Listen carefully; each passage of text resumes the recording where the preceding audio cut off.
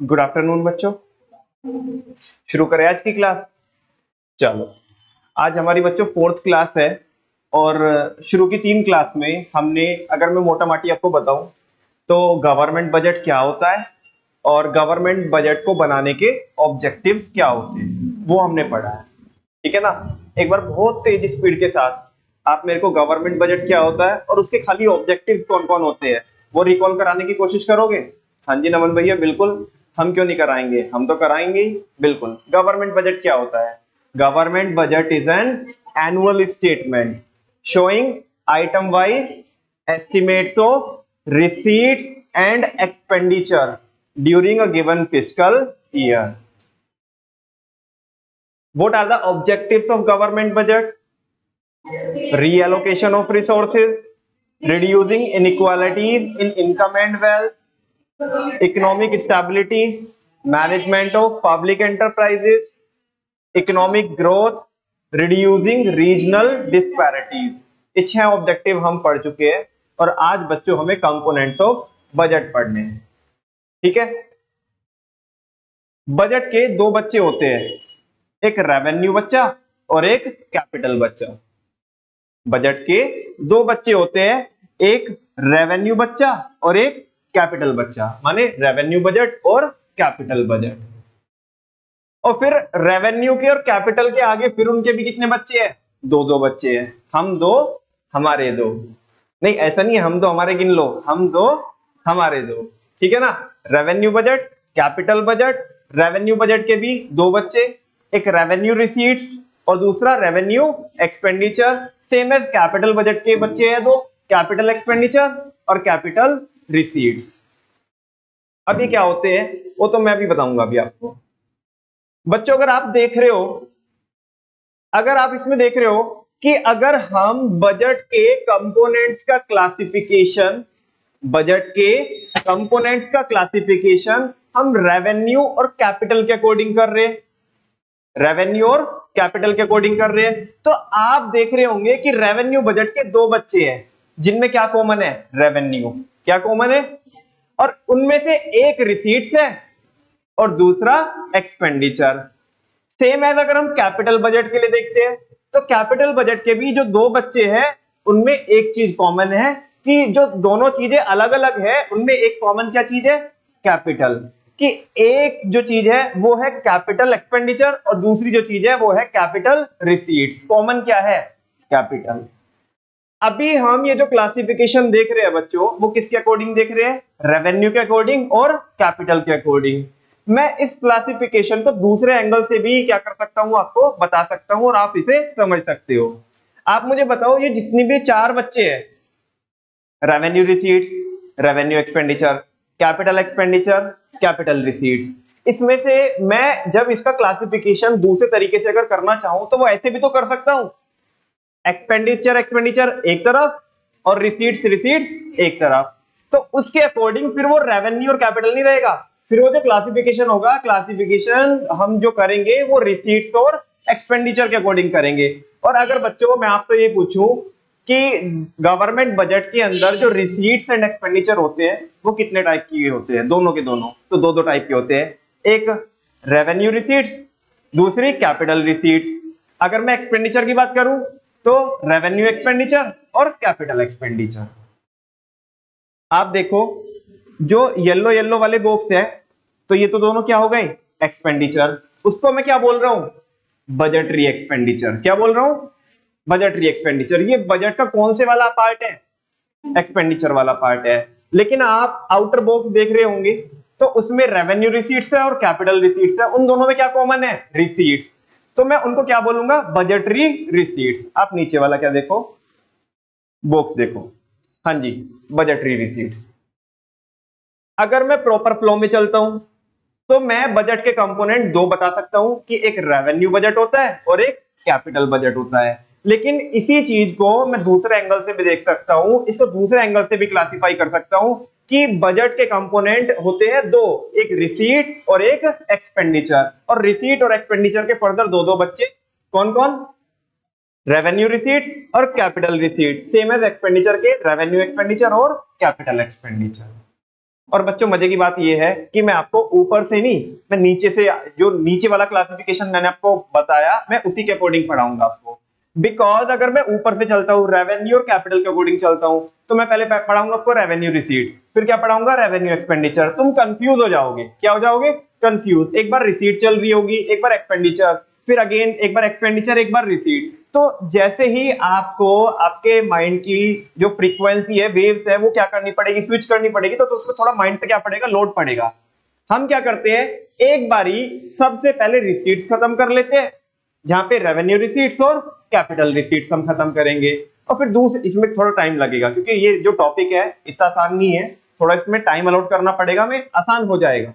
मतलब ऐसा नहीं है कि समझ में नहीं आएगा, समझ में आ जाएगा, थोड़ा टाइम अलॉट करना पड़ेगा, लेंथी टॉपिक भी है ना। फिर है हम किस पे स्विच करेंगे, अपनी टैब को, माइंड की टैब को किस पे स्विच करेंगे, एक्सपेंडिचर, बजटरी एक्सपेंडिचर, और वहां पे हम बैक टू बैक चिपक के क्या खत्म करेंगे, रेवेन्यू एक्सपेंडिचर और कैपिटल एक्सपेंडिचर। उसमें उतना टाइम नहीं लगेगा।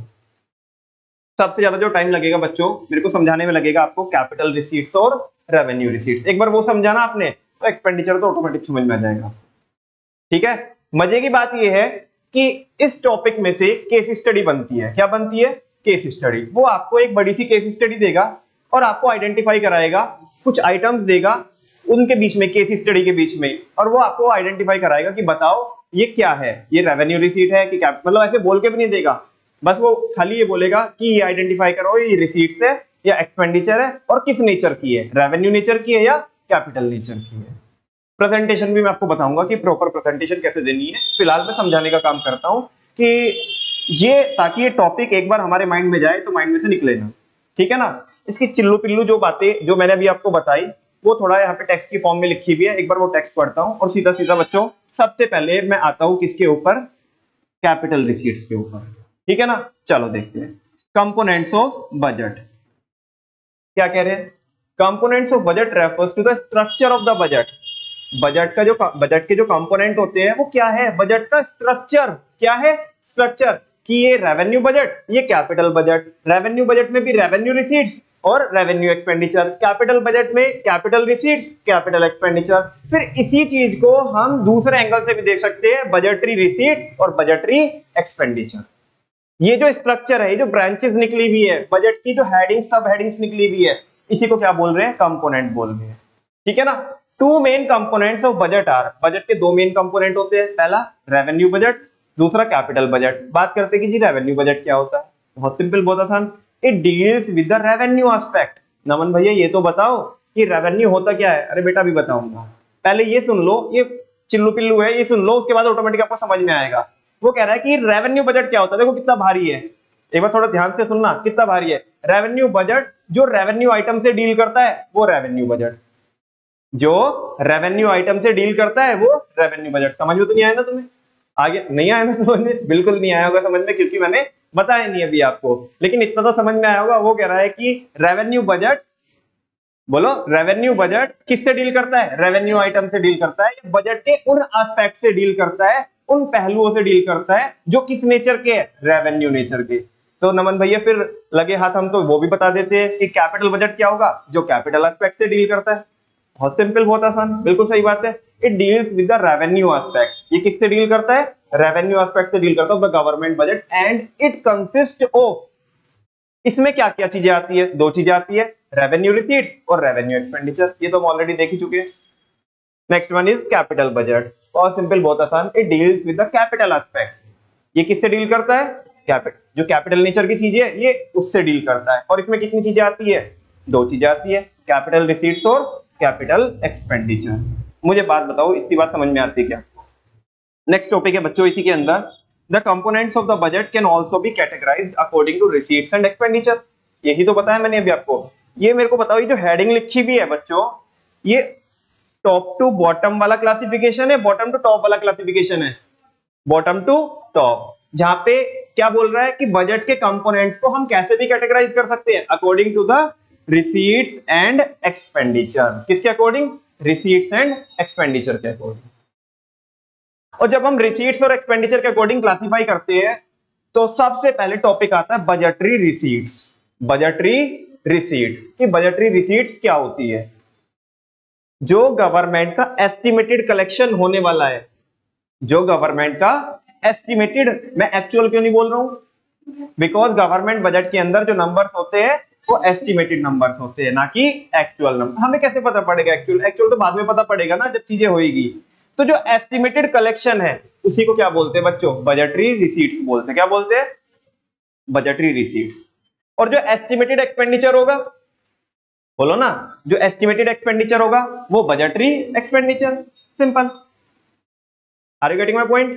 देखते हैं। Budgetary receipts refers to the estimated money receipts.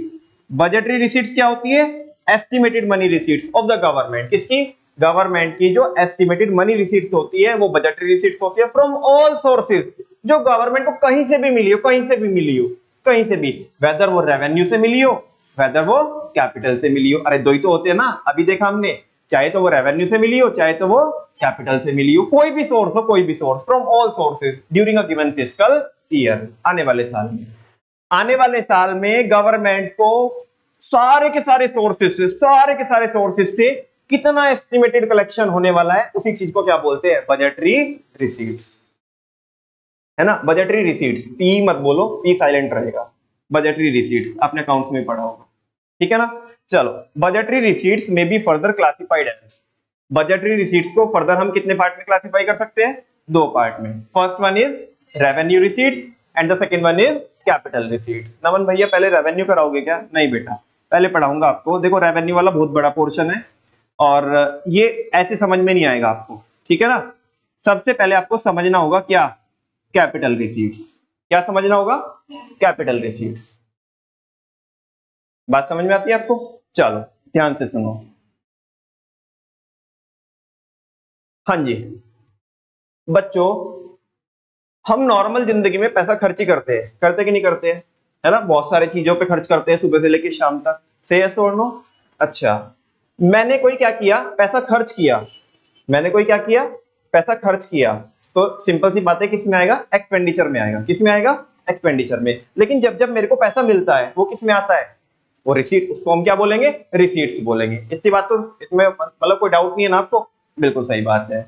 हाँ जी, अब बात करते हैं खाली और खाली किसकी, खर्चे की बात नहीं करते, खाली किसकी बात करते हैं, रिसीट्स की बात करते हैं। मैं अपने पे एग्जांपल लेके बताऊंगा आपको, ये तुम्हारे को इन्वॉल्व करके एग्जांपल बताऊंगा, लेकिन ये माइंड में रखना, ये अपने जहन में रखना कि ये सब चीजें जो हम पढ़ रहे हैं वो किसके लिए पढ़ रहे हैं, गवर्नमेंट के लिए। किसके लिए पढ़ रहे हैं, गवर्नमेंट के लिए। इतनी बात समझ में आती है आपको? चलो हाँ जी, मान लिया बच्चों मेरे को पैसा मिला, क्या मिला, पैसा मिला, मेरे को कोई पैसा मिला, ठीक है ना। मेरे को पैसा कब मिलेगा, नॉर्मली मैंने कुछ अपनी क्या बेची होगी, असेट्स बेची होगी। क्या बेची होगी, असेट्स बेची होगी। से यस और नो। एक तो तरीका ये है कि मेरे को मेरी असेट को बेच करके क्या मिल सकता है, पैसा मिल सकता है। लेट्स सपोज मैंने एक कार खरीदी, मुझे लगता है यार ये टाइम पास है, ठीक है ना, अब फालतू में डेप्रिशिएबल असेट है, डेप्रिशिएशन लगता है इस पे और कोई वैल्यू एड ऑन हो नहीं रही है, मेरे को कहीं जाना होता नहीं है, मैंने गलती से खरीद ली, तो अब मैं इसे बेचना चाहता हूँ। क्या करना चाहता हूँ, बेचना चाहता हूँ। तो मैंने अपनी कार को बेच दिया, बेच के क्या मिलेगा मेरे को, क्या मिला, रिसीट, मेरे को पैसा मिलेगा ना, मेरे को मनी मिलेगा, मिलेगा कि नहीं मिलेगा। लेकिन एट द सेम टाइम अगर आप यहाँ पे गौर करो तो एक चीज हुई है बच्चों, एक चीज क्या हुई है कि मेरी असेट्स कम हो गई। क्या कम हो गई, मुझे बताओ। देखो पैसा तो आ रहा है, पैसा तो आ रहा है, लेकिन साथ में क्या भी जा रही है, असेट जा रही है। क्या जा रही है, मुझे बताओ। आपको दर्द होगा कि डिस्को होगा, बोलो ना, दर्द होगा कि डिस्को होगा, दर्द होगा ना। अरे यार हमारी असेट जा रही है, से तो नो होगा कि नहीं होगा यार। दरअसल होता क्या है, एक इंसान की नेचर ये होती है बेटा, हम कंज्यूमर इक्विलिब्रियम में भी पढ़ के आते हैं। जब अपन लोग कंज्यूमर इक्विलिब्रियम पढ़ते थे क्लास 11th में, तो कंज्यूमर मैक्सिमम सेटिस्फेक्शन लेना चाहता है। क्या लेना चाहता है, वो चाहता है कि जो सामने वाला ऑफर कर रहा है उससे मेरे को मैक्सिमम सेटिस्फेक्शन मिल जाए, लेकिन मेरे को कुछ देना भी ना पड़े। वो कम से कम दे करके मैक्स टू मैक्स लेना चाहता है ना। तो ये असेट बेच तो रहा हूं मैं अपनी, है ना, मेरे को पैसा आ भी रहा है, वो अच्छा लग रहा है, लेकिन क्योंकि असेट जा रही है तो क्या हो रहा है, दर्द हो रहा है। क्या हो रहा है, अच्छा, लेकिन मैं अपनी असेट नहीं बेचना चाहता। क्या नहीं बेचना चाहता, लेकिन मैं पैसे भी चाहता हूं कि मेरे को पैसा मिले। तो बताओ मेरे को दूसरा तरीका बताओ कि पैसा कैसे मिलेगा। हाँ जी बोल रहे हो, आप कुछ बोल रहे हो, वेरी गुड, बोल दीजिए। अगर हमने क्या कर रखा हो, इन्वेस्ट कर रखा हो और वो वापस से, हाँ जी, चलो ये तो आपने इसी का एग्जांपल बता दिया, बहुत अच्छा किया आपने बता दिया। मैंने अपनी एसेट बेची, क्या बेची, वो कार बेची थी। लेकिन अगर मैंने कहीं पे इन्वेस्टमेंट करके रखी है तो वो भी तो मेरी क्या है, असेट है ना, तो वो तो असेट से ही आ रहा है पैसा, ये तो असेट वाला एग्जांपल हो गया। कोई और दूसरा एग्जांपल बताओ, दूसरा तरीका। ऐसे मत बोलना नमन भैया डकैती कर लेंगे, ठीक है ना, थोड़ा लीगल तरीका बताना कि लीगल तरीके से मेरे को कैसा पैसा मिलेगा। अच्छा, मैंने अगर किसी को लोन दे रखा हो तो मेरी बैलेंस शीट में मैं क्या लिखूंगा, सारे बच्चे बताओ मेरे को, मेरी एसेट है कि नहीं है? अब ये मत बोलना नमन भैया तो लोन है, बेटा लोन अगर हमने ले रखा है तो वो क्या होती है, लायबिलिटी होती है, लेकिन अगर हमने लोन किसी को दे रखा है तो मेरी तो असेट है ना, बिकॉज मैं उससे रिकवरी करूंगा। तो ये तो आपने असेट का ही एग्जांपल दिया। हाँ जी, ये आप एक ही चीज के, एक ही कैटेगरी के मल्टीपल एग्जांपल दे रहे हो, बहुत अच्छे, ये सब आगे पढ़ेंगे अपन लोग, ठीक है ना। थोड़ा दिमाग लगाओ, स्क्रीन पे देखो तो पता पड़ जाएगा। हाँ जी, ऐसा बताना है आपको एग्जांपल जिसमें दर्द भी हो, थोड़ा स्क्रीन पे देखो पता पड़ेगा आपको। हाँ जी, कि मेरे को पैसा मिल जाए, मेरे को पैसा मिल जाए, कैसे मिलेगा पैसा मेरे को? अगर मैं वैष्णवी से लोन ले लूं, अगर मैं वैष्णवी से लोन ले लूं तो मेरे को पैसा मिलेगा कि नहीं मिलेगा? यस और नो? लेकिन मेरे को अच्छा नहीं लग रहा है, क्यों? अरे यार लायबिलिटी क्रिएट हो गई मेरी। क्या क्रिएट हो गई? दर्द हो रहा है, क्योंकि पैसा क्या करना पड़ेगा, देना पड़ेगा ना, फ्यूचर ऑब्लिगेशन है मेरी। क्या है? Future obligation. बात समझ में आ रही है? आम जिंदगी में फ्री फंड में तो मेरे को कोई पैसा नहीं देगा ना। मैं कहूं किसी को भी, राह चलते इंसान को, भाई 2-4 लाख रुपए मेरे खाते में ट्रांसफर कर दे, ऐसे कोई करेगा? नहीं करेगा, है ना। अगर उसने कर दिया, अगर उसने कर दिया तो मेरे को उस टाइम पे दर्द होगा कि डिस्को होगा? मैं आपको पूछना चाहता हूं, मेरे को दूसरे वाला कॉन्सेप्ट समझाने में हेल्प होगी, ठीक है ना। अगर मेरे को, मैं कोई राह चलते इंसान को ऐसा बोलूं, भाई मेरे खाते में 2-4 लाख रुपए की अमाउंट क्या कर दे, ट्रांसफर कर दे, और उसने वन गो में क्या कर दी, ट्रांसफर कर दी, तो मेरे को दर्द होगा कि डिस्को होगा? क्यों हुआ डिस्को, मेरे को बताना। बिकॉज ना ही तो मेरी असेट कम हुई और ना ही मेरी लायबिलिटी बढ़ी, और पैसा भी आ गया, है ना। तो मेरे तो भाई डिस्को करूंगा ना मैं तो ये सोच लो। लेकिन ध्यान से सुनना, जब जब भी मेरे को दर्द होगा, पैसा तो मिल रहा है मेरे को, लेकिन क्या होगा, दर्द होगा, तो वो मेरी क्या होगी, कैपिटल रिसीट्स होगी। क्या होगी? अच्छा, दर्द कब होगा? जब मेरे को पैसा मिलेगा और मेरी असेट क्या हो जाए, कम हो जाए। और दूसरा, जब मेरे को पैसा मिलेगा मेरी लायबिलिटी बढ़ जाए। अब ध्यान से सुनना, इन दोनों में से कोई भी एक काम हो जाए, या तो मेरी असेट घट जाए, ऐसी रिसीट्स जिन रिसीट्स के मिलने से, ऐसी रिसीट्स जिन रिसीट्स के मिलने से या तो मेरी असेट्स क्या हो जाए, कम हो जाए, या मेरी लायबिलिटी बढ़ जाए, उन रिसीट्स को बोलते हैं कैपिटल रिसीट्स। क्या बोलते हैं? Capital receipts. और ये सारी चीजें जो मैं अपने लिए बोल रहा हूं, ये मेरे लिए नहीं है, ये किसके लिए? गवर्नमेंट के लिए।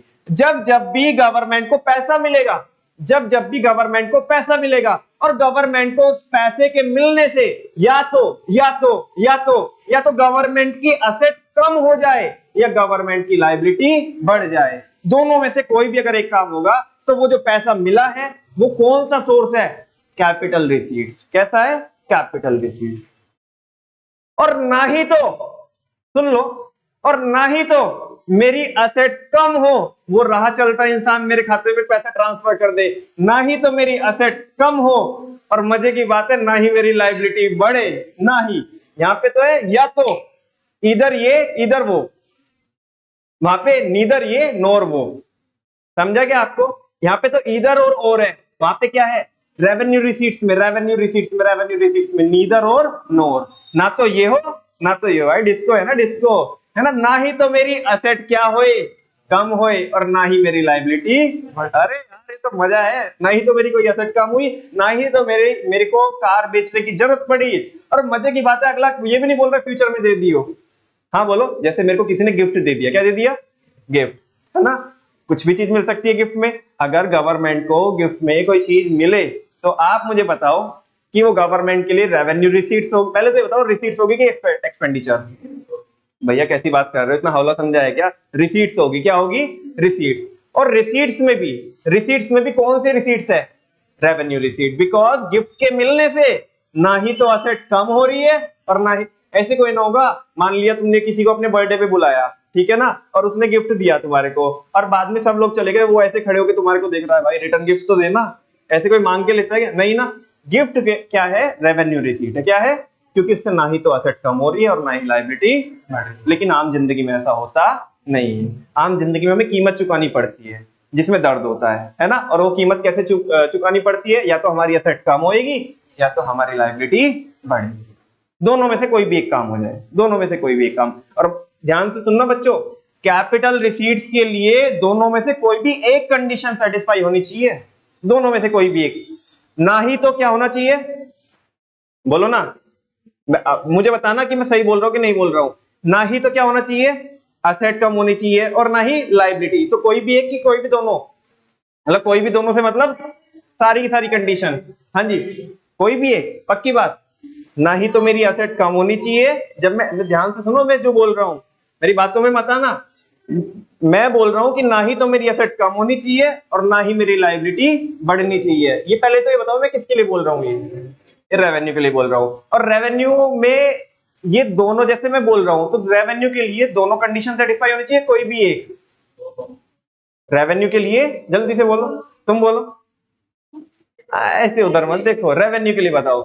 कोई भी दोनों कंडीशन, मतलब दोनों कंडीशन सेटिस्फाई होनी चाहिए, कोई भी एक, दोनों। ना ही तो वो होना चाहिए और ना ही वो होना चाहिए।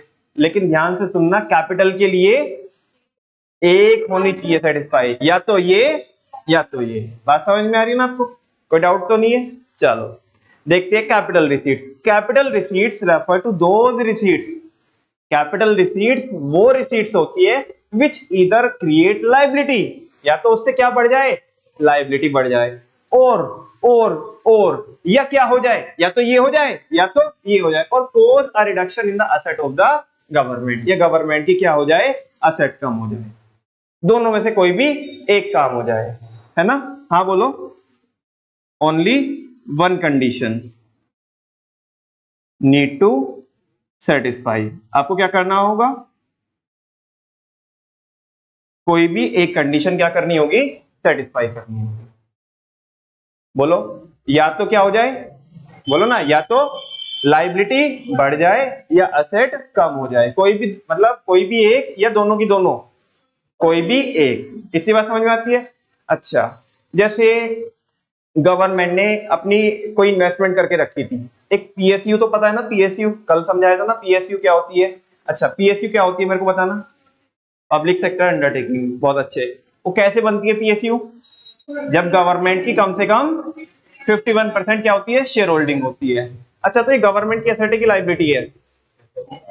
गवर्नमेंट अब इस कंपनी को बेच रही है, अपनी जो शेयर होल्डिंग है, अपना जो स्टेक है, स्टेक समझते हो आप, हिस्सा या शेयर होल्डिंग बोल सकते हो आप। अपना स्टेक गवर्नमेंट बेच रही है, वो 51% में से लेट सपोज 30% बेच रही है। तो बोलो, गवर्नमेंट को पैसा मिलेगा या पैसा जाएगा, मिलेगा। और पैसा मिल जो रहा है वो कैपिटल नेचर का है कि रेवेन्यू नेचर का है, कैपिटल नेचर का, बिकॉज हाँ, गवर्नमेंट की असेट क्या हो रही है, कम हो रही है। अच्छा, गवर्नमेंट को अच्छा लग रहा होगा, बुरा लग रहा होगा, बुरा लग रहा होगा, दर्द हो रहा होगा। बताओ यार, हमारी कंपनी जा रही है हमारे हाथों से, जिसको हमने इतनी मुश्किल से क्या किया था, बनाया था, उसमें हमने इतने सारे पैसे खर्च किए थे, स्टेक होल्डिंग लगाई थी हमने, ये किया था वो किया था, अब वो हमारे पास से जा रही है। बात समझ में आ रही है। अच्छा, गवर्नमेंट ने बुलेट ट्रेन चलाने के लिए, ये केस स्टडी बता रहा हूं मैं आपको, वो पूरा माहौल बना के देगा कि इंडियन गवर्नमेंट ने जापानीज गवर्नमेंट से क्या लिया, लोन लिया। क्या लिया, लोन लिया, इतने परसेंट के रेट पे लिया, इतने टाइम के लिए लिया। इस फंड को, ये जो हमारे को पैसा मिलेगा, ये गवर्नमेंट क्या करेगी, सबसे पहले मुंबई में क्या करेगी, बुलेट ट्रेन क्या करेगी, चालू करेगी। ऐसे ऐसे पूरा माहौल बना के देगा। अब वो बोलेगा कि गवर्नमेंट ने ये जो किया, ये बताओ गवर्नमेंट के लिए क्या है और किस नेचर का है, बोलो गवर्नमेंट के लिए क्या है, ये रिसीट्स है। अरे लोन लिया ना भाई, लोन लिया, पूरा माहौल बना के देगा वो, पूरे एक पेज पे केस स्टडी बना के, गवर्नमेंट ने क्या लिया, लोन लिया। हाँ बोलो, लोन लिया, वो तो उसने बोला ही है। तो गवर्नमेंट के लिए रिसीट्स है कि एक्सपेंडिचर है, रिसीट। क्या है, रिसीट। अब ये बताओ ये किस नेचर की है, वाई कैपिटल, बिकॉज ये गवर्नमेंट की क्या कर रही है, लायबिलिटी। अब ध्यान से सुनो बच्चों, इसका माने केस स्टडी आई और 3 नंबर में क्वेश्चन पूछा आपको, तो आप इसका जवाब कैसे दोगे, हाथ क्या, ये भी सुन लो। आपको बच्चों 3 बुलेट में, है ना, या 3 पैरा बना करके इसका आंसर देना है। सबसे पहले पूरी केस स्टडी को पढ़ो और अपने मन में आंसर आइडेंटिफाई कर लो, अपने मन में। जैसे तुम्हारे मन में आया कि ये क्या है, कैपिटल रिसीट है, क्या है, तो first of all you have to explain the concern concept, माने आपको कैपिटल रिसीट्स क्या करनी होगी, एक्सप्लेन करनी होगी। Capital receipts are those receipts which either create liability for the government और reduce the assets of the government. इतना बताया आपने, है ना। तो पहला तो है जो कॉन्सेप्ट है वो एक्सप्लेन करना है, फिर दूसरे पार्ट में आप बताएंगे इन the given case. In the given case बच्चों, ये हमेशा ऐसा होता है, कोई भी केस स्टडी होती है, केस स्टडी का जो आपको आंसर करना हो, चाहे वो बिजनेस की हो चाहे वो इकोनॉमिक्स की हो, 3 पार्ट में आपको आंसर करना होता है, ठीक है ना। पहले में आपने कॉन्सेप्ट बताया, दूसरे में केस बताओगे। इसको हम प्यार से बोलते हैं ट्रिपल सी। क्या बोलते हैं? Triple C. Concept, case, conclusion. Concept, case, conclusion. Concept बता दिया आपने, फिर आप बोलोगे in the given case. In the given case में आपको क्या करना है, जो क्वेश्चन दिया है आपको, वो जो पूरी केस स्टडी दी है ना, उसको क्या करके उसके शॉर्ट नोट्स आपको क्या करने हैं, बनाने हैं। मतलब समराइज करके वो केस एक्सप्लेन करना है कि यहाँ पे क्या दिया हुआ है। और फाइनली कंक्लूजन में क्या बोलोगे, by considering the above mention concept and the given case. जो हमने कॉन्सेप्ट एक्सप्लेन करा है और जो केस दिया हुआ है उसको कंसिडर करके we can say that this is the capital receipts, since in this case the liability of government will be increased. यहाँ पे क्या होने वाली है, गवर्नमेंट की लायबिलिटी इंक्रीज होने वाली है, which is one of the condition of the capital receipt. जो एक कंडीशन है किसकी, कैपिटल रिसीट की। आगे बता दो, कोई भी दोनों में से एक कंडीशन सेटिस्फाई करनी होती है। और बच्चों आपको 1 नंबर कॉन्सेप्ट पे मिलेगा, 1 नंबर वो गिवन केस को समराइज करने में मिलेगा, 1 नंबर मिलेगा कंक्लूजन में। बात आपको समझ में आती है? ये ही जो मैं आपको ये मैं समझा रहा हूं, चाहे वो कैपिटल रिसीट पूछे, चाहे वो रेवेन्यू रिसीट पूछे, कैपिटल एक्सपेंडिचर पूछे, रेवेन्यू एक्सपेंडिचर पूछे, सबके लिए आपको ऐसे आंसर करने। वो केस स्टडी बना के देगा आपको, उसमें से आपको आइडेंटिफाई करना है अपने मन में, जो आपने आइडेंटिफाई किया उसे एक्सप्लेन करना है, इन द गिवन केस बताना है, फाइनली कंक्लूजन बताना है। मतलब ट्रिपल सी में, 3C में आपको क्या करना है, आंसर देना है किसी भी केस स्टडी का। ट्रिपल सी कौन? Concept, case, conclusion. कॉन्सेप्ट में जो आपने आइडेंटिफाई किया है वो एक्सप्लेन करना है, केस में आपको समराइज करना है, समरी देनी है, और कंक्लूजन में फाइनली जिस्ट देना है आपको कि हमारा क्या व्यू है। बात समझ में आती है आपको? कोई डाउट तो नहीं है? चलो बच्चों आगे बोल रहे हैं। हाँ जी, तो जैसे मैं बोल रहा था आपको, ये बता रहा था मैं कि गवर्नमेंट ने अपनी एसेट बेच दी, मतलब वो डिसइन्वेस्टमेंट कर दिया। क्या कर दिया? डिसइन्वेस्टमेंट। या गवर्नमेंट ने लोन लिया, क्या लिया? जो बुलेट ट्रेन वाला मैंने एग्जांपल दिया। ये जो इस तरह के कार्यक्रम होंगे, अपनी अंडरटेकिंग को बेच देना, है ना, या कोई इन्वेस्टमेंट कर रखी है ना, तो उसे बेच देना, या किसी को लोन दे रखा था, जैसे आप एग्जांपल बताया, किसी को लोन दे रखा था, उससे रिकवरी, अपने पैसे की रिकवरी करना या लोन लेना, ये गवर्नमेंट आए दिन करती होगी, कभी कभी करती होगी? कभी कभी। ये डेली नेचर का काम तो नहीं है ना, क्या गवर्नमेंट को गवर्नमेंट चलानी है या डेली ये लोन लेना है, अपनी एसेट्स वगैरह बेचनी है? डेली का तो नहीं होता होगा, है ना, ये कभी कभी होता होगा काम। माने अगर साल में 2-3 बार हो गया, 3-4 बार हो गया, लोन लेने की जरूरत पड़ी तो 2-3 साल में 1-2 बार लोन लिया, या जब बजट बनाएंगे तब लोन लिया, तो ये तो मुझे बताओ, ये डेली नेचर की है या डेली नेचर की आइटम नहीं है?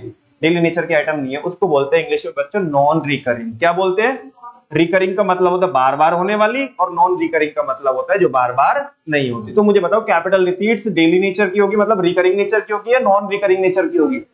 देख लो, लिख रहा है यहाँ पे, they are non recurring and non routine in nature. ये नॉन रिकरिंग होती है, बार बार ना होने वाली ट्रांजेक्शन होती है, या नॉन रूटीन मतलब रूटीन में नहीं होती है। ठीक है, आगे, a receipt is a capital receipt. एक रिसीट को हम क्या बोलेंगे? कैपिटल रिसीट कब बोलेंगे? If it satisfies any one of the above 2 condition. दोनों में से कोई भी एक कंडीशन क्या हो जाए? सेटिस्फाई हो जाए। दोनों में से कोई भी एक कंडीशन क्या हो जाए? सेटिस्फाई हो जाए, तो हम क्या बोलेंगे कि ये कैपिटल रिसीट है, जो यहाँ पे लिखी हुई है कंडीशन। तो ये तोड़ लो। अब बच्चों थोड़ा मैं आपको डिस्क्लेमर देता हूँ यहाँ पे। अभी तो बहुत अच्छा लग रहा होगा आपको, घर पे जाके पढ़ोगे तो एक डाउट आ सकता है, ठीक है ना। पहले बता देता हूँ मैं आपको, घर पे जाके इसमें अकाउंटेंसी वाला दिमाग मत लगाना। घर पे जाके इसमें अकाउंटेंसी वाला दिमाग मत लगाना, वरना कल आकर के मेरे को सवाल पूछोगे, नमन भैया आपने बोला था कि या तो असेट घटेगी। असेट कहाँ पे घट रही है? एक असेट गई, दूसरी असेट आ गई, कैश आ गया। बात समझ में आ रही ना?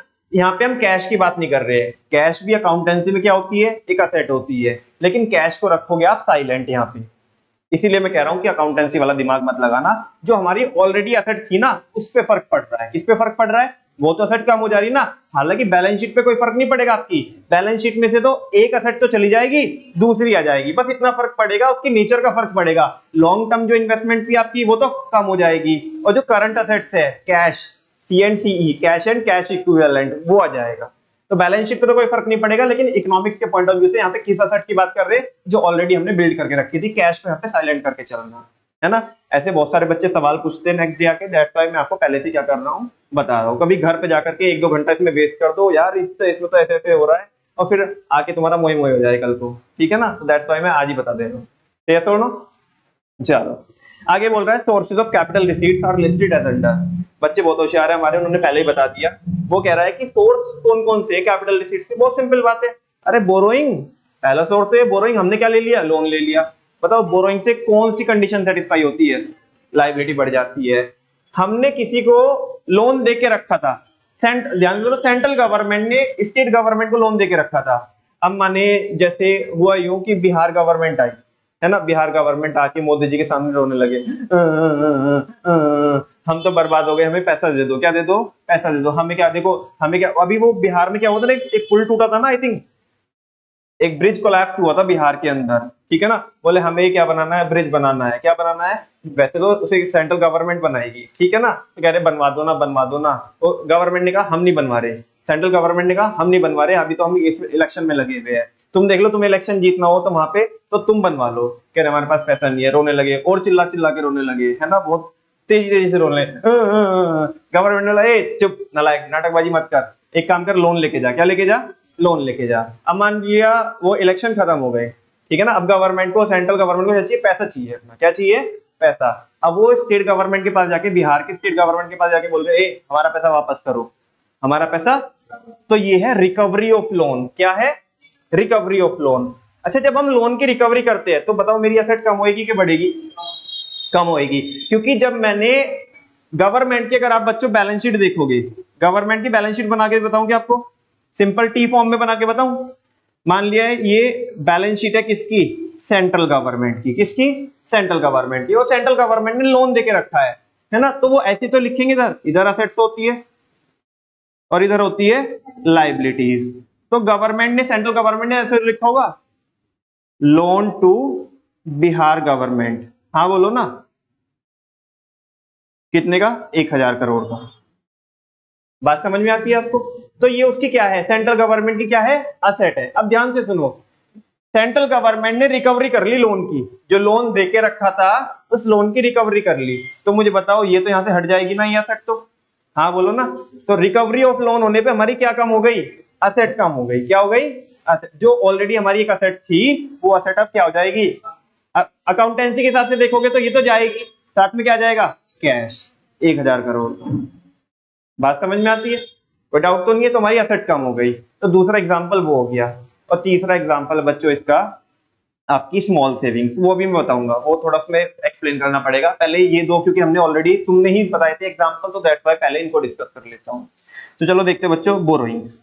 Borrowings are the funds raised by the government to meet excess expenditure. Government ने अगर ज्यादा खर्चा किया, क्या किया मुझे बताओ, जब गवर्नमेंट ज्यादा खर्चा करती है तो कौन सा बजट बनता है, आराम से बताना, कौन सा, डेफिसिट बजट। कौन सा बजट, डेफिसिट। ज्यादा खर्चा किया ना तो डेफिसिट बजट बनेगा। कौन सा बजट बनेगा, और ज्यादा खर्चा करेंगे मतलब कलेक्शन तो कम हुआ है गवर्नमेंट को, खर्चा ज्यादा किया तो गवर्नमेंट घाटे में आ जाएगी, घाटे का बजट बनेगा। तो जो एक्स्ट्रा खर्चा किया है उसको पूरा करने के लिए अपने को क्या लेना पड़ेगा, लोन लेना पड़ेगा। क्या लेना पड़ेगा, ये वही है, फर्स्ट बुलेट में ये तो लिखा है कि बोरोइंग वो फंड्स होते हैं raised by the government. Raise का मतलब क्या होता है, जो गवर्नमेंट ने उठाए हैं। कहां से पैसा उठाया है, कहां से, कहीं से भी उठाया हो, बाहर से, एक्सटर्नल पार्टी से, है ना। क्या करने के लिए, to meet the excess expenditure, जो ज्यादा खर्चा किया है उसको पूरा करने के लिए। अब वो बता रहा है कि कहां कहां से गवर्नमेंट पैसा उठा सकती है। देखो, government borrow funds from, first open market. Open market मतलब पब्लिक से, किससे, पब्लिक से। पब्लिक से क्या ले सकती है, लोन ले सकती है, एक बात। दूसरा, आरबीआई से ले सकती है। किससे ले सकती है गवर्नमेंट लोन, आरबीआई से, रिजर्व बैंक ऑफ इंडिया, ये सेंट्रल बैंक होता है। इसका भी पूरा चैप्टर है हमारा, 5th चैप्टर है, वहां पे हम बैंकिंग में पढ़ेंगे, तो आरबीआई के बारे में ही हमें टोटल पढ़ना है। नेक्स्ट है बच्चों फॉरेन गवर्नमेंट, किससे भी तो ले सकते हैं लोन, जैसे मैंने अभी एग्जांपल दिया था वो बुलेट ट्रेन वाला, तो जापानीज गवर्नमेंट से लिया था, किससे लिया था, तो फॉरेन गवर्नमेंट में आ गई। Like loans from the USA, USA से, जापान से। मैंने वो एग्जांपल क्यों दिया, बिकॉज एक्चुअल में हमारी गवर्नमेंट ने जापान से क्या लिया है, लोन लिया है बुलेट ट्रेन चलाने के लिए। तुम बोलोगे भैया भारत में क्या कमी पड़ गई थी क्या उधर बाहर से लिए, बेटा उधर जापान से बहुत सस्ते में लोन मिला है, 0.1% per annum, 0.1% per annum. Bharat में क्या है ना, भारत में क्या जो लोन मिलता है, मिनिमम से जो मिनिमम लोन मिलता है वो 10 से 12% में मिलता है, 10 से 12% पर एनम। वो तो मैं किसकी बता रहा हूँ, बैंकिंग की बता रहा हूँ, बैंक से मिलता है 10 से 12% में। तो और 10 से 12% में भी स्पेसिफाइड लोन्स होते हैं, वो मिलते हैं। आमतौर पे जो भारत में जो रेट होता है सारे चार्जेस वार्जेस लगा करके 15 से 16% होता है। और अगर आप प्राइवेट पार्टी से लोगे लोन, तो ये लोन का रेट पता क्या होता है, इंटरेस्ट का रेट 50 to 60% तक होता है। समझ आ रही है आपको बात, बहुत हाई रेट पे क्या मिलता है, लोन मिलता है। तो गवर्नमेंट ने जापान से इसलिए लोन लिया बिकॉज वो सस्ते मिले, मात्र कितना 0.1% पर एनम, पर मंथ नहीं पर एनम, दैट्स व्हाई। ठीक है ना, तो फॉरेन गवर्नमेंट से भी ले सकती है। नेक्स्ट क्या है, इंटरनेशनल इंस्टीट्यूशंस। इंटरनेशनल इंस्टीट्यूशंस जैसे कि वर्ल्ड बैंक, ठीक है ना, वर्ल्ड बैंक से ले सकती है। आईएमएफ, इंटरनेशनल मॉनेटरी फंड, ठीक है ना, इनके बारे में हम जब वो दूसरे वाली बुक पढ़ रहे होंगे इंडियन इकोनॉमिक डेवलपमेंट, तो तब बताऊंगा। ठीक है ना, फिलहाल इतनी बात समझ में आती है आपको, क्या समझ में आया कि गवर्नमेंट लोन किस किस से ले सकती है, बोलो 3-4 पार्टी बता दो। पब्लिक से, उसे बोलते हैं ओपन मार्केट, क्या बोलते हैं, ओपन मार्केट। ठीक है ना, इसका भी प्रॉपर कॉन्सेप्ट है बच्चों। देखो ये जो चीजें है ना, ये अपने आप में इतनी डिटेल है कि अगर मैं ओपन मार्केट पे बोलना चालू करूँ ना, तो अगले 3-3 घंटे भी मैं किस पे बोल सकता हूँ, ओपन मार्केट पे बोल सकता हूँ, लेकिन अभी उतनी जरूरत नहीं है। बस अभी सुनो कि पब्लिक से ले सकती है, अभी आपको खुद ही क्या हो जाएगा, क्लियर हो जाएगा। अभी मैं बोलूँ कि गवर्नमेंट ओपन मार्केट से ऐसे करती है, ट्रेजरी बिल क्या करती है, इशू करती है। अब तुम्हारे माइंड में एक डाउट हो रहा होगा कि भैया ट्रेजरी बिल क्या होते हैं, ठीक है ना। अच्छा, फिर मैं बोलूंगा कि ये रेडीमेड डिस्काउंट होते हैं, ये वो चीजें तुम्हें समझ में नहीं आएगी, वो जब हम 5th चैप्टर पढ़ेंगे तब समझ में आएगी। ठीक है ना, हाँ जी। तो ओपन मार्केट से ले सकती है। दूसरा, आरबीआई बोले तो सेंट्रल बैंक से ले सकती है। ठीक है, तीसरा फॉरेन गवर्नमेंट से ले सकती है, और इंटरनेशनल इंस्टीट्यूशन से। इंटरनेशनल इंस्टीट्यूशन के कोई एग्जांपल बता दो, वर्ल्ड बैंक, और दूसरा इंटरनेशनल मॉनेटरी फंड। बात समझ में आ रही है, चलो ये बात समझ में आई। दूसरा है recovery of loan, recovery of loan. अच्छा, इसमें रेफरेंस एग्जांपल भी लिख दूं मैं,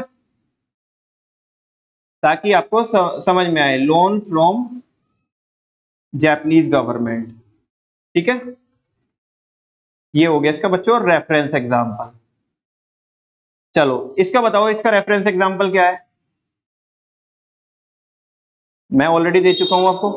हाँ जी, लोन टू बिहार गवर्नमेंट।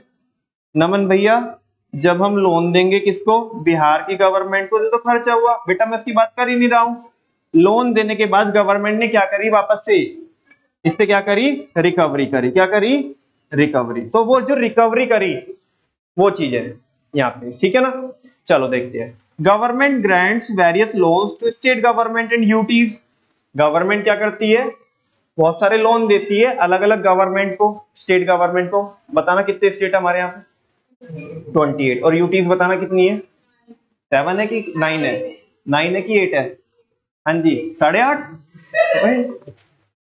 हाँ जी, कितनी यूटीज है बच्चों, 8 यूनियन टेरिटरी है। कितनी है, 8 यूनियन टेरिटरी है। और जब से क्या हुआ, 370 हटी है और वहां से आर्टिकल हटा है, तो उसमें वहां पे भी मतलब वो इंक्लूड करके बता रहा हूं मैं, वो चेंजेस हुए लद्दाख वगैरह में, ठीक है ना, तो उनको इंक्लूड करके।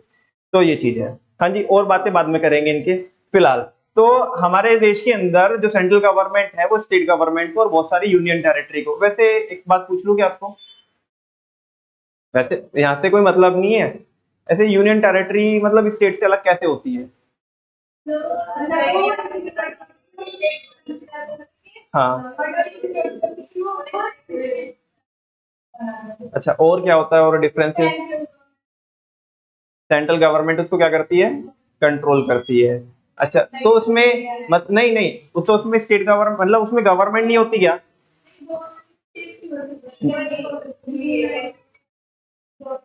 हाँ जी, चलो कुछ कुछ आपको पता है, कुछ कुछ आपको पता है, हाँ जी बिल्कुल सही बोल रहे हो आप।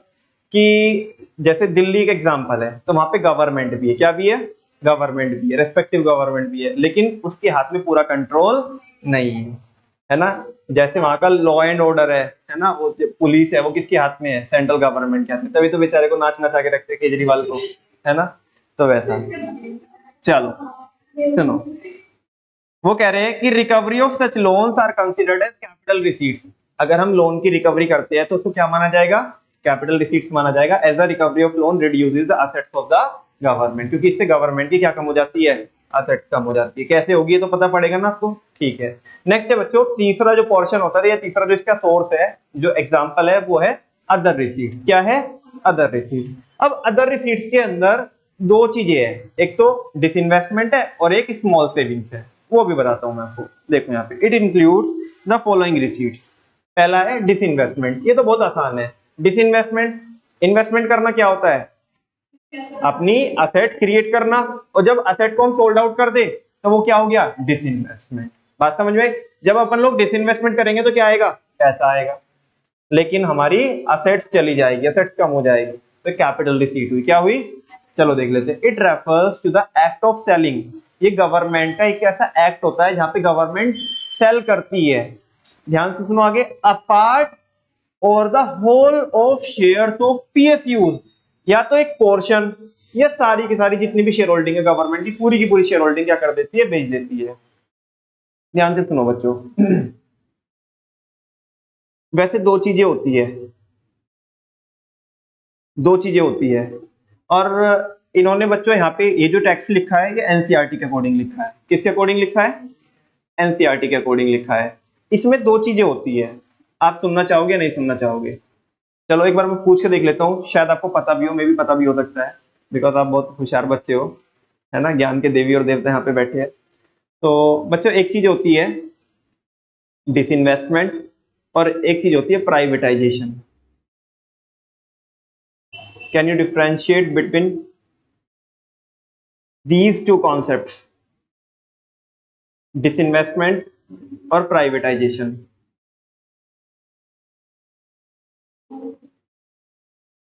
हाँ जी, नहीं, अच्छा,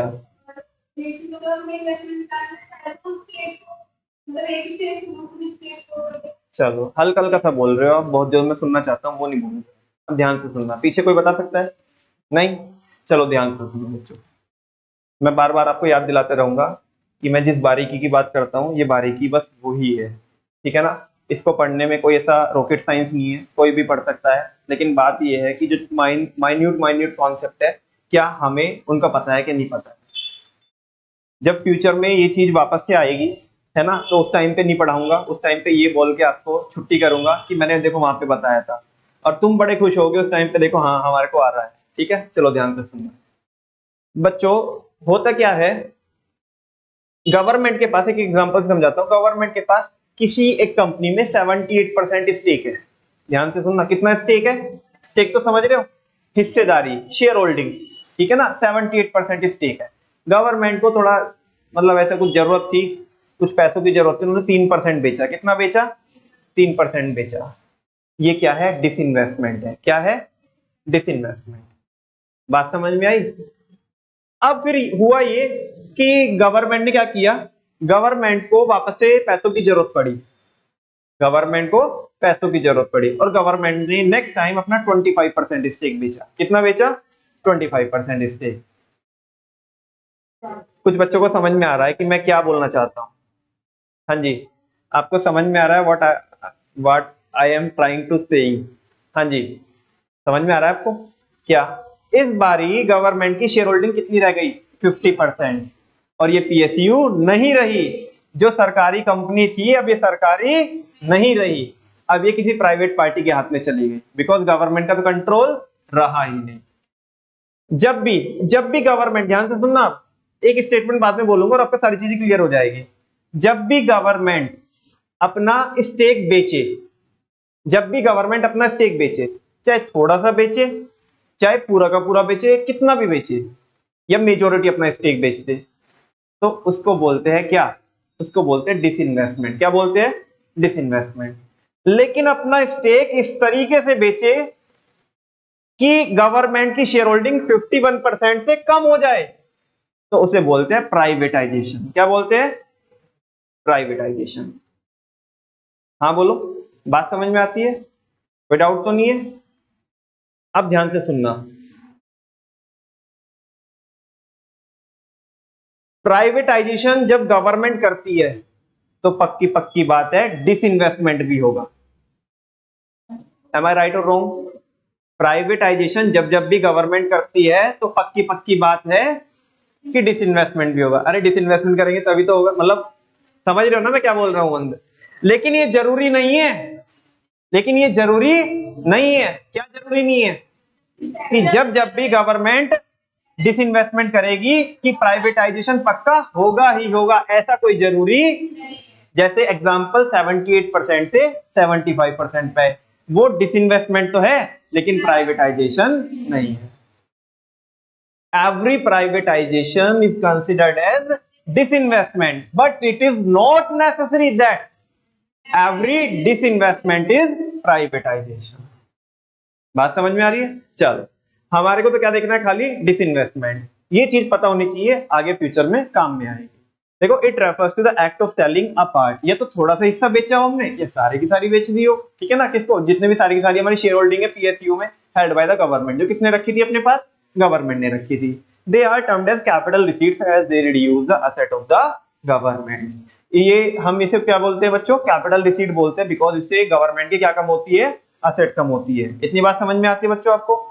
आगे क्या बोल रहा है? Government hold ownership in various PSUs. Government की ओनरशिप होती है, मालिकाना हक होता है किसमें? बहुत सारी पीएसयूज में। ओनरशिप कैसे होती है?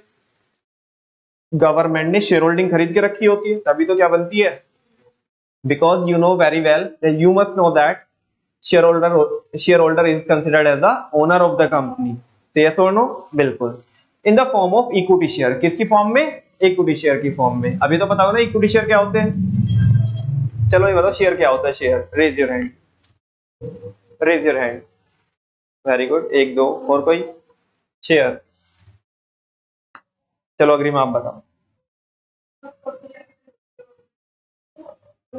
The smallest unit of capital is called as share. Share भी कई सारे टाइप के होते हैं। अपेरेंटली अगर हम बात करें तो इक्विटी और प्रेफरेंस, इनकी बात बाद में करेंगे फिलहाल। हाँ जी, when the government sells such share, जब गवर्नमेंट ये शेयर्स को क्या करती है? सेल करती है, then it leads to the transfer of ownership. तो इससे क्या होता है? ट्रांसफर होता है। क्या? किसका? ओनरशिप का। मतलब जो मालिकाना हक मेरे पास था, माने गवर्नमेंट के पास था, वो किसी और के पास चला जाएगा, of PSU to the private sector. बात समझ में आ रही है? हालांकि तुम एक चीज बोलूं बच्चों, ये जो नोट्स लिखे हैं, ये जो टेक्स्ट लिखा है, पहले तो मैं एक बात क्लियर कर दूं, ये जो टेक्स्ट लिखा है प्योर प्योर एनसीईआरटी का टेक्स्ट है। किसका टेक्स्ट है? एनसीईआरटी का टेक्स्ट है। अगर मैं आपको ये बोलूं कि सेकंड वाले बुलेट में कमी निकाल के बताओ, जो मैंने अभी आपको थोड़ी देर पहले समझाई थी, तो देखते बता सकते कि नहीं बता सकते आप? यहाँ पे ये पूरा का पूरा सही लिखा है या गलत लिखा है? दूसरे वाला बुलेट पढ़ना। कौन से वाला? ये वाला। वो कह रहे कि जब गवर्नमेंट क्या कर देती है अपना? सेल करती है, हाँ, PSU to the private sector. हाँ जी, तो ये चीज हमेशा होगी या नहीं होगी? नहीं होगी ना, क्योंकि 78 से 75 पे भी तो आ सकते हैं, 75 से 65 पे भी तो आ सकते हैं, 65 से 55 पे भी तो आ सकते हैं ना।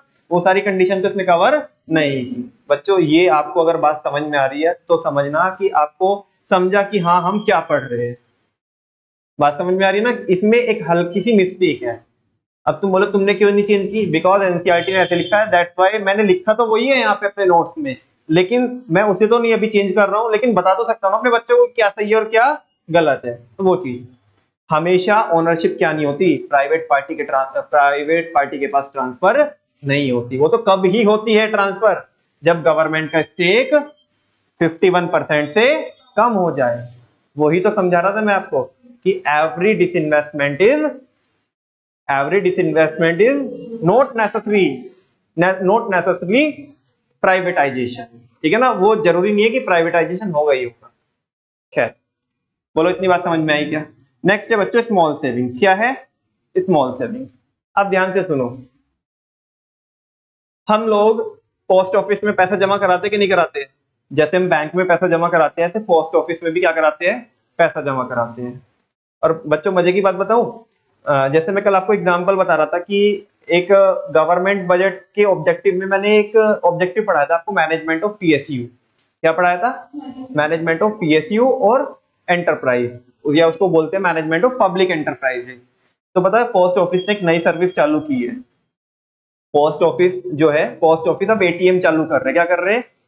और उससे आपको आपके डूर स्टेप पे आपको कैश मिल सकता है। क्या मिल सकता है? कैश मिल सकता है। अब माने ये फैसिलिटी चलानी है, ये फैसिलिटी चलानी है पोस्टल डिपार्टमेंट ने, तो इसके लिए क्या चाहिए होगा? पैसा। ये फंड्स कहाँ पे अलॉट हुए होंगे? बजट में। कहाँ पे अलॉट हुए होंगे? इसका मैं आपको बाकी डिटेल्स आपको टेलीग्राम पे दूंगा। जो बच्चे टेलीग्राम पे नहीं है वो टेलीग्राम ज्वाइन कर लेना। तो ये उसका हाल फिलहाल का एग्जांपल कि गवर्नमेंट बजट बना करके पब्लिक एंटरप्राइजेस को मैनेज कैसे करती है, इसका बिल्कुल रियल लाइफ एग्जांपल है। आप सर्च करके देखना कि पोस्टल डिपार्टमेंट ने ये सर्विस क्या की है, चालू की है। इसके लिए पैसा चाहिए, वो कहाँ से अलॉट होते हैं? फंड्स बजट से आते हैं। ठीक है ना? चलो, हाँ जी। तो पोस्ट ऑफिस की बात चल रही है, तो बच्चों पोस्ट ऑफिस में अपन लोग पैसा जमा करा के आते हैं, जैसे बैंक में कराते हैं, है ना। कई सारे पेरेंट्स ऐसे होते हैं जो अपनी बेटी की शादी के लिए क्या करते हैं, एक लॉन्ग टर्म इन्वेस्टमेंट के तौर पे देखते हैं। जैसे हम क्या करते हैं, पीपीएफ में इन्वेस्ट करते हैं, पब्लिक प्रोविडेंट फंड होता है, पीपीएफ में इन्वेस्ट करते हैं। पोस्ट ऑफिस में हम एफडी भी कराते हैं। क्या कराते हैं? एफडी भी कराते हैं। पोस्ट ऑफिस में बहुत सारे लोग एफडी इसलिए कराते हैं बिकॉज उसमें हल्का सा इंटरेस्ट रेट क्या होता है, ज्यादा होता है, बाकी किससे? कमर्शियल बैंक से। वैसे आपको एक बात बता दूं बच्चों, एफडी में पैसा डालना is a wastage of money. कुछ बच्चों को पहले से भी पता होगा, शायद मैंने पहले भी बोला होगा आपकी क्लास में, 12th वालों के साथ तो मैं शेयर करता हूँ कि एफडी में पैसा डालना is a waste of money because Bharat में इन्फ्लेशन है 7%। एफडी में आपको ब्याज मिल रहा है कितना? 5%। तो मतलब बहुत रेयर मिल रहा है, बहुत रेयर मिल रहा है 5%। मतलब आज आप 100 रुपए एफडी में डालते हो तो एक साल बाद आपको 105 रुपए मिलेंगे। और अगर जो चीज आप आज खरीदना चाहते थे वो एक साल बाद खरीदोगे तो 107 रुपए की आएगी। भारत के अंदर कितने की आएगी? 2 रुपए का आपको नुकसान हो गया। ये टाइम वैल्यू ऑफ मनी होती है। क्या होती है? Time value of money.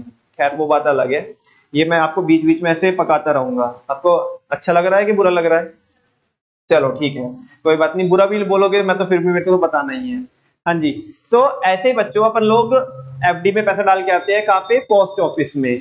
हम पीपीएफ में पैसा इन्वेस्ट करते हैं, पब्लिक प्रोविडेंट फंड में। वो एक बेटर ऑप्शन रहता है, उसमें अराउंड जो रिटर्न रहते हैं पीपीएफ में। अगर कोई बच्चा ऐसे थोड़ा देखे पीपीएफ के बारे में, मेरा क्योंकि टॉपिक नहीं है, मैं बहुत डिटेल में तो नहीं बता रहा हूँ, क्योंकि अपने आप में पीपीएफ एक ऐसा टॉपिक है जहाँ पे बहुत डिटेल में जाया जा सकता है। लेकिन मैं आपको हल्का सा हिंट दे रहा हूँ कि अगर आपको बेटर देन एफडी ऑप्शंस कोई फाइंड आउट करने हैं तो आप आपके पेरेंट्स को सजेस्ट कर सकते हो कि पीपीएफ के बारे में, पीपीएफ के बारे में आप जान सकते हो कि क्या होता है। उसमें 8 से 9% की लगभग क्या रहती है, रिटर्न रहती है, टैक्सेशन बेनिफिट भी मिलते हैं उसमें। ठीक है। खैर ऐसे ही बच्चों अपन लोग क्या कर सकते हैं, जैसे ना जो पोस्टल डिपार्टमेंट होता है वो 2 चीजें इशू करता है। एक तो केवीपी, किसान विकास पत्र, एक होते हैं एनएससी, नेशनल सेविंग सर्टिफिकेट। अब तुम बोलोगे नमन भैया ये क्या चीज होती है? ये ऐसे समझो, रेफरेंस के तौर पे बता रहा हूं आपको कि जैसे डिबेंचर होता है ना, डिबेंचर माने आज मैं आपको एक क्या करूं बच्चों, जैसे मैं पोस्टल डिपार्टमेंट हूं और मैं इस पे लिख के दे दूं कि ये क्या है, एनएससी है। क्या है? एनएससी है। और मान लिया ये 1000 रुपए का है, ठीक है ना। तो ये मैंने आपको नेशनल सेविंग सर्टिफिकेट दिया, आप मेरे को कितने दोगे? 1000 रुपए दोगे। बात समझ में आ रही है? जब भी इसकी मैच्योरिटी होगी, क्या होगी? मैच्योरिटी। मान लिया ये आपने 5 साल के लिए खरीदा है। कितने साल के लिए खरीदा है? 5 साल के लिए। तो 5 साल बाद मैं आपको इस पे क्या भी दूंगा? ब्याज भी दूंगा, और साथ में इसकी जो आपने प्रिंसिपल अमाउंट मेरे को दी थी मैं वो भी लौटाऊंगा। तो ये सुनो। अच्छा, जो पोस्टल डिपार्टमेंट के पास जो पैसा आता है, मुझे बताओ वो जो पोस्टल डिपार्टमेंट के पास पैसा आता है वो किसके पास तो जाता है? गवर्नमेंट के पास। किसके पास जाता है? आपने ध्यान से सुनना, अब मैं बस कंक्लूड कर रहा हूं अपनी बात को। आपने एनएससी में पैसा डाला। किस में पैसा डाला? एनएससी में, नेशनल सेविंग सर्टिफिकेट, इस टाइप के होते हैं। आपने केवीपी में पैसा डाला, लगभग फार्मर्स इसमें पैसा इन्वेस्ट करते हैं, किसान विकास पत्र, वो रहा उधर उसका। एक टाइप के बॉन्ड टाइप के होते हैं। क्या होते हैं? बॉन्ड टाइप के होते हैं, ठीक है ना। अच्छा, आपने पोस्ट ऑफिस में जाके एफडी कराई। क्या कराई? एफडी कराई। मुझे बताओ गवर्नमेंट को इन फ्यूचर ये पैसा वापस करना है कि नहीं करना है? करना है कि नहीं करना है? तो गवर्नमेंट के लिए क्या क्रिएट हो गई? लायबिलिटी क्रिएट हो गई। क्या क्रिएट हो गई? और बस हमारा काम हो गया, या तो लायबिलिटी बढ़ जाए या तो असेट कम हो जाए। बिकॉज क्योंकि स्मॉल सेविंग, ये हमारी छोटी छोटी सेविंग्स है जो हम कहां पे करके आ रहे हैं? पोस्ट ऑफिस में, in the form of FD, NSC, KVP. हमारे लिए तो वो सेविंग है, लेकिन गवर्नमेंट की तो क्या है? लाइबिलिटी है, और लाइबिलिटी है तो कोई भी दोनों में से एक कंडीशन सेटिस्फाई हो जाए तो क्या हो जाएगी, कैपिटल रिसीट्स हो जाएगी। क्या हो जाएगी, कैपिटल रिसीट्स। इतनी बात समझ में आती है? चलो देख लेते हैं। Small savings refer to funds, ये वो फंड्स होते हैं रेज्ड फ्रॉम द पब्लिक, जो हमने किससे रेज किए होते हैं, हमने मतलब वेरी गुड, गवर्नमेंट ने। और गवर्नमेंट ने क्या मोदी जी ने जाके ये पैसा देना ऐसे किया है क्या? अरे पोस्ट ऑफिस में जाकर के पैसे हमने डिपॉजिट कराए, लेकिन गए तो किसके पास है, गवर्नमेंट के पास। तो कह रहे स्मॉल सेविंग वो फंड्स होते हैं जो गवर्नमेंट ने पब्लिक से उठाए होते हैं in the form of post office deposit. किसकी फॉर्म में, पोस्ट ऑफिस डिपॉजिट। ये तो बताया नहीं आपने। अरे वो ही एफडी, या और भी किसी भी टाइप के। कभी कभी आपने ऐसा देखा होगा कि एक बुढ़ाना में एक भैया घूमते हैं एक बैग लेकर के, और वो अलग अलग दुकानों पे पैसा इकट्ठा करते हैं और वो पोस्ट ऑफिस में क्या कराते हैं, जमा कराते हैं। बेटा उसे बोलते हैं रेकरिंग डिपॉजिट। क्या बोलते हैं, रेकरिंग डिपॉजिट। अगर आपने पढ़ा हो तो 11th क्लास की बिजनेस स्टडीज में रेकरिंग डिपॉजिट समझ में आता है आपको? जो आप आए दिन क्या कराते हो, डिपॉजिट कराते हो, और फिर आपकी एक लमसम अमाउंट इकट्ठी हो जाती है, फिर वो आप पोस्ट ऑफिस से लेते हो। तो ऐसा भी होता है किसी भी फॉर्म के डिपॉजिट हो, चाहे वो एफडी हो, चाहे आपने वो सेविंग में जमा कराए हो। अच्छा बैंक में, सॉरी पोस्ट ऑफिस में आप सेविंग खाता भी क्या कर सकते हो, ओपन कर सकते हो। बस उसमें ये रहता है कि सेविंग अकाउंट में आपको, बैंक में तो ये रहता है कि चेक बुक मिलती है। क्या मिलती है, वहां पे पोस्ट ऑफिस में चेक बुक नहीं मिलती। बात समझ में आ रही है? तो जितने भी आपने पैसे जमा कराए पोस्ट ऑफिस में in the form of post office deposit, किसकी फॉर्म में, उसके मैंने एग्जांपल बताए पोस्ट ऑफिस डिपॉजिट के। जैसे कि आपने सेविंग अकाउंट खुलवाया, या रेकरिंग अकाउंट खुलवाया आपने, या एफडी कराई, फिक्स डिपॉजिट वगैरह कराई, तो ये सब क्या है बच्चों, पोस्ट ऑफिस डिपॉजिट है। या आपने पोस्ट ऑफिस से क्या खरीद लिए, बोलो क्या खरीद लिए, एनएससी, नेशनल सेविंग सर्टिफिकेट। तुमने पोस्ट ऑफिस से क्या खरीदे, एनएससी। वो तुम्हें एक बॉन्ड देंगे ये एनएससी का, और तुम उन्हें क्या दोगे, और वो तुम्हें फ्यूचर में क्या करेंगे, पैसा रीपे करेंगे, रिटर्न करेंगे। तो वो तो गवर्नमेंट की क्या हो गई ना, लाइबिलिटी हो गई। ऐसे ये वाला पैसा भी होता है गवर्नमेंट की। अरे तुम्हारी तो असेट है, तुमने पोस्ट ऑफिस में पैसा जमा करा, तुम्हारी तो असेट है, लेकिन हम तो ये पढ़ के किसके पॉइंट ऑफ व्यू से रहे चैप्टर, गवर्नमेंट के पॉइंट ऑफ व्यू से। गवर्नमेंट की वो क्या है, लाइबिलिटी है, ठीक है ना। और किसान विकास पत्र केवीपी, बात समझ में आती है, etcetera etcetera. They are treated as capital receipts as they lead to an increase in the liability of the government. Are you getting my point? कोई शक तो नहीं है? इसी के साथ साथ बच्चों हमारा ये वाला टॉपिक पूरा हो जाता है। कौन से वाला, कैपिटल रिसीट्स। Capital receipts. अब ये तो हो गया पूरा हमारा। एक बार यहां पे आ जाओ, रेवेन्यू रिसीट्स पे आ जाओ। आज ज्यादा नहीं पढ़ा रहा हूं आपको, बस रेवेन्यू रिसीट्स और पढ़ाऊंगा।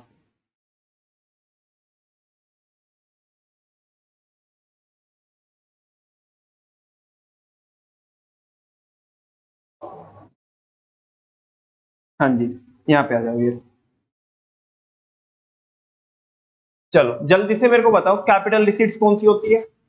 कैपिटल, ऐसी रिसीट्स जिससे या तो गवर्नमेंट की लायबिलिटी बढ़ जाए, और इनमें से दोनों ही काम ना हो तो जिसको, ना ही तो गवर्नमेंट की लायबिलिटी बढ़े और ना ही असेट घटे। यार तो मजा आ गया। वो होती है रेवेन्यू रिसीट्स। क्या होती है, रेवेन्यू रिसीट्स। नमन भैया सारी बातें छोड़ो, ये बताओ ये कैसे, ये मिलेगी कैसे गवर्नमेंट को? बेटा टैक्स से मिलेगी। किससे मिलेगी, बहुत सिंपल, बहुत आसान। गवर्नमेंट को हम टैक्स दे के आए, क्या दे के आए, बताओ। गवर्नमेंट की कोई एसेट कम हुई, कोई लायबिलिटी बढ़ी, हम गवर्नमेंट को से बोलते मान लीजिए जीएसटी पे करते हैं हम, या इनकम टैक्स देते गवर्नमेंट को, ये मोदी जी आज दे रहे हैं टाइम से पे कर देना, ठीक है ना। टाइम से पे नहीं किया तो तुम्हारे ऊपर उल्टा क्या लगा देंगे हम, पेनल्टी। ऐसे भाई हम गवर्नमेंट को से बोल सकते हैं क्या? टैक्स एक ऐसी पेमेंट है जो गवर्नमेंट को मिलती है, उसके बदले में कोई सर्विस नहीं दे रही है। आगे पढ़ाएंगे अभी आपको, ठीक है ना, मतलब आज तो नहीं, मंडे में पढ़ेंगे। लेकिन अभी समझा क्या आपको? अच्छा और एग्जांपल दो इसके। टैक्स से अलग भी तो बहुत सारी चीजें हो सकती है। आपका चालान कट सकता है, आपने कोई लाइसेंस लेना है, क्या लेना है, कभी कभी आपने ये देखा होगा, कभी कभी क्या, अभी जब इधर से निकल के जाओगे तो वो देखना कि जो इसके टाटा के या बाकी अशोक लेलैंड के जो ट्रक चलते हैं, है ना, उनपे कभी कभी आपने देखा होगा तो साइड में AIP लिखा रहता है, ऑल इंडिया परमिट। मतलब वो ट्रक कहीं भी जा सकते हैं किसी भी स्टेट में, कोई नहीं रोकेगा उन्हें, ऑल इंडिया परमिट है। ऐसे मिल जाएगा उन्हें ऑल इंडिया परमिट। वो उन्हें परमिशन लेनी पड़ती है। क्या लेनी पड़ती है, परमिशन कैसे मिलती है, विटामिन एम से। किससे मिलती है? अच्छा गवर्नमेंट के पास पैसा आया, गवर्नमेंट ही तो देगी ना परमिशन, गवर्नमेंट को वो पैसा मिला, तो गवर्नमेंट की बताओ असेट कम हो गई, लायबिलिटी बढ़ गई। और जब यही दोनों काम नहीं हुए तो ये कौन सी रिसीट्स है, रेवेन्यू रिसीट्स। क्या है, रेवेन्यू रिसीट। बात समझ में आई? अच्छा, आपको गन रखनी है, क्या रखनी है? गन रखनी है, उसका लाइसेंस लेना है, वेपन रखने का लाइसेंस लेना है, सही है सुनो। अच्छा, आपको जीएसटी में रजिस्ट्रेशन कराना है, क्या कराना है? रजिस्ट्रेशन कराना है। बात समझ में आ रही है? तो गवर्नमेंट उसके क्या लेगी? रजिस्ट्रेशन चार्जेस लेगी। आपको आपके मम्मी पापा का क्या बनाना है? इनकम सर्टिफिकेट बनवाना है। क्या बनवाना है? डोमिसाइल बनवाना है। डोमिसाइल समझते हो? नहीं समझते हो? हिंदी में बताऊं क्या? मूल निवास प्रमाण पत्र, है ना, उसको बोलते हैं डोमिसाइल। क्या बोलते हैं? डोमिसाइल। तो 80 रुपए की चार्जेस लेती है गवर्नमेंट, है ना। किसी भी आप जन सेवा केंद्र पे जाके बनवाओगे तो 80 रुपए लेते हो, मतलब 80 रुपए तो फीस होती है, वो लेंगे 150-200 रुपए लेंगे कुछ तो बनाने के, आई थिंक 100 भी ले सकते हैं, मुझे नहीं पता कितने लेते हैं वो। लेकिन वो 80 रुपए की उसमें से फीस किसको जाती है? गवर्नमेंट को जाती है। किसको जाती है? अरे सारी बातें छोड़ो ना यार, आप डीएल बनवाना है अपने को। क्या बनवाना है? डीएल बनवाना है, ड्राइविंग लाइसेंस, नलायको।